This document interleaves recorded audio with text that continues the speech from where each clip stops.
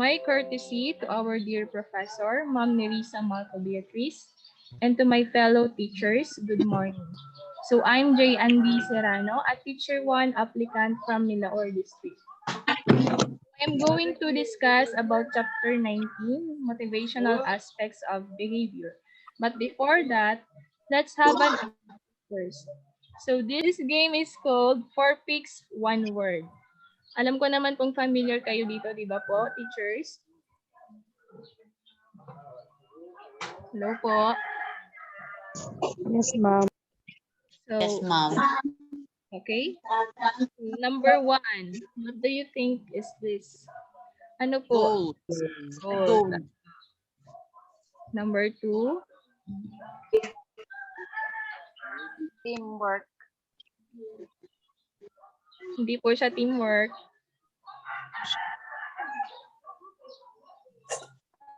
Who can guess po?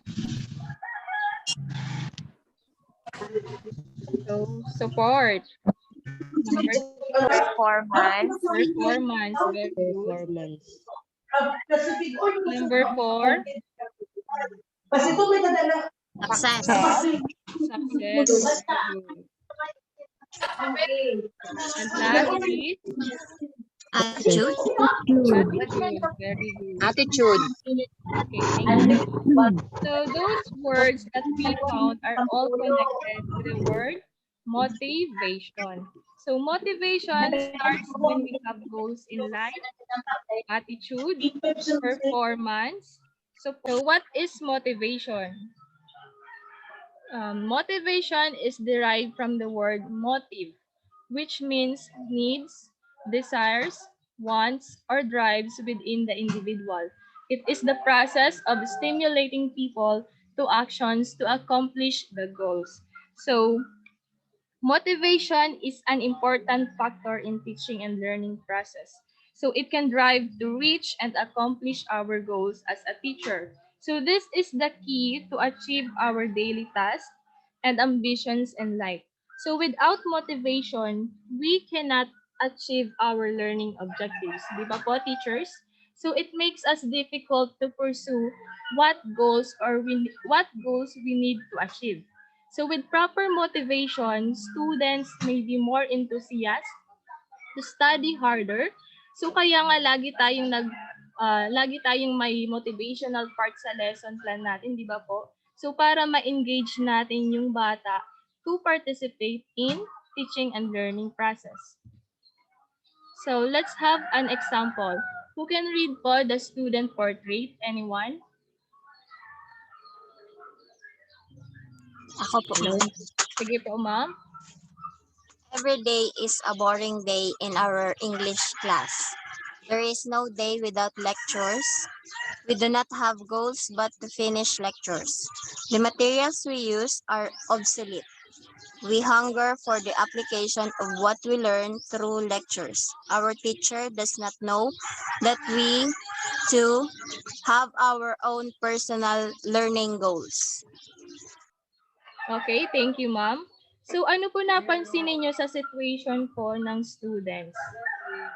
So, di ba po, sabi daw, yung English class nila is boring. Kasi ibang ginawa yung guro, kundi tapusin yung lesson or discussion without knowing na kailangan rin nila ng different activities to fully understand the lesson. So, maaaring yung guro ay in a way of teaching na yung traditional way of teaching na uupo lang yung guro habang nag-discuss ng lesson or after discussion ay magpapasulat lang yung guro. So hanggang matapos yung oras, di ba po? So ibig sabihin, kulang yung learnings ng mga bata, di ba po? So sa lesson plan natin, di ba, meron tayong motivational part kung saan kailangan nating mag-isip ng different motivational activities para makuha natin ang attention ng mga bata. So lalo na po sa kinder, di ba po, dapat lagi tayong may motivational activities tsaka yung mga dancing or singing na activities kung saan mas nagpa-participate pa lalo yung mga bata, di ba po? Lalo na po ngayon 21st century skills, mas focus tayo sa kung ano yung matututunan ng mga bata at magagamit nila sa real life situation. So next, let's discuss the two types of motivation. So what are the two types of motivation? So this is the intrinsic motivation and extrinsic motivation. So let's discuss the intrinsic motivation. So intrinsic motivation comes from the pleasure provided by the work itself. So as you can see in the example, the girl who is engaged in a behavior with um, she loves reading, di ba po? So with the inner motivation, she wants to read to understand fully the text. So as you can see, yung bata gustong-gusto niya magbasa ng books. So kung saan nag enjoy siyang magbasa, mas lalo pa siyang natututo at marami pa siyang nalalaman because of reading. So this means in the absence of external reward, we would still perform or do this for our own sake. So yun yung tinatawag nating intrinsic motivation. Next is extrinsic motivation. So extrinsic motivation comes from the pleasure of reward, and based on the external reward, it comes from outside of us. So example, kaya ka nga nag-aral ng mabuti para mag-top 1 sa class. Or kaya naghahanap ka ng trabaho para magkapera. Or gustong-gusto mong manalo sa basketball or games para ma-recognize ka ng ibang tao. So that is what we call extrinsic motivation. So in classroom settings naman po, minomotivate natin yung bata intrinsically and intrinsic motivation. So by means of what? By means of appreciation and by means of following the directions, kung yung bata nagpe-pay attention or kumpleto ba yung assignments nila, so deserve nila yung commendation. So extrinsically naman, pag tayong mga teachers nagbibigay ng mga chocolates or other something na ma-appreciate nila yung rewards na binigay natin. So with that, when they perform or excel in class, we direct and sustain and maintain their motivation. So let's talk about aspects of motivation. Number one, who can read po? Anyone? Ma'am. Okay na po, ma'am. Sige po. Number one, motivation takes place within the individual. Okay. So motivation takes place within an individual. So it cannot be superimposed by someone else. So in other words, motivation dwells within the individual. So tayo rin ang gagawa ng motivation natin sa sarili natin, di ba po?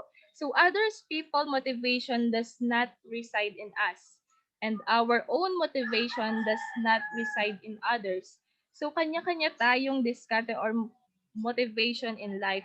So para makamit natin yung objectives or goals na pinuput up natin para sa sarili natin. Next, who can read po? Anyone? Yes, ma'am. Ma'am? Ako po, ma'am. Sige po.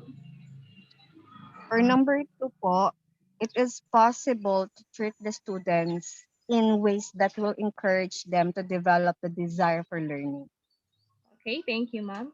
So motivation is something personal that we cannot do something about other people's motivation. So if they are not willing to do something about it, we can only stimulate it but we cannot superimpose it. So ibig sabihin, kahit ano pa yung motivation na ginagawa nating mga teachers, kung ang bata ay hindi talaga willing mag-participate, maaring yung environment niya sa home also affects his or her behavior in school. Kaya as a teacher, alam naman natin na yung situation ng bata, 'di ba po? Lalo na po sa public school. Kung alam naman natin na wala pa naman silang kinain or pagpasok nila wala pa silang kinain. So tulungan natin yung bata na mag-participate in school activities. So 'di ba tayong teacher, we serve as a second parents. So kailangan maging iparamdam natin sa kanila na may pakialam tayo. So tulungan natin ang bata na ma-develop yung desire nila sa pakikinig. So number 3, who can read? Anyone? Yes, ma'am. Yes po. It is impossible to send materials to be worn in ways that will make learning easier. Okay, so we should stimulate the learner's motivation because it will be very impossible to present the lesson without a needed amount of motivation. So, ibig sabihin, dapat mag-focus dapat tayo sa learner-centered approach kung saan ang goal nating mga teacher is to facilitate learning. So, with the use of various activities, magiging independent lamang ang bata na matuto sa kanilang sarili. So, with that, mai-apply nila yung mga learnings in a real life situation. Next, number 4, the potential learner's motivation will automatically be directed toward his or her most pressing need at the moment. So it means that no matter how interesting the lesson may be, the learner's motivation will always be directed toward their most pressing need. So ibig sabihin, if they are not ready to learn because they are hungry, they must attend first to their physiological need. So 'di ba? Most of the time lagi itong nangyayari sa bata na papasok ng school walang kinain. So as a teacher, pag hindi pa kumakain yung bata, bigyan natin sila ng something food na malalagyan yung tiyan talaga nila. So kasi paano sila magpa-participate in class kung yung bata ay may problema pala sa bahay. So we must put ourselves on the shoes of others. So tignan natin ang situation ng bata nang sa gayon, matulungan natin sila. Next, so let's discuss the various abilities to enhance our motivation. So number 1, manage the environment. So how do we manage our environment? If there are many people at home and we want to study, we should create our own niche. So we should find a place to work comfortably. So kaya nga dapat yung classroom natin is conducive to learning. So yung malayo sa ingay or any distractions. Number 2, manage our own thoughts. So we are product of our own thoughts. It means that we became what we think we are. It means that we should think in terms of positive aspects. So inaalaw natin yung negative aspects but kailangan nating i-work through ito. So we become the product of our own thoughts, di ba po? So kailangan maging positive tayo in all aspects. Next, set goals. So we should set realistic and specific goals to increase the level of our motivation. So we should formulate plans that will guide us in our everyday work. Next, number 4, maintain a healthy lifestyle.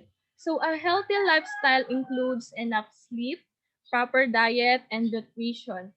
So also regular exercise and relaxation. So our body needs this in order to keep us alert. So enthusiastic, alive, and energetic. So paano tayo magpe-perform in a class kung kulang pala tayo sa tulog or wala pala tayong kinain. So we should maintain our healthy lifestyle. So number 5, make commitments. So once we set goals, we must make sure that we fulfill them. So we cannot accomplish them alone. So we need people with whom we should interact and establish relationship. Next, number 6, monitor our behavior. So in our desire to form commitments, we need to keep a record of how we progress little by little.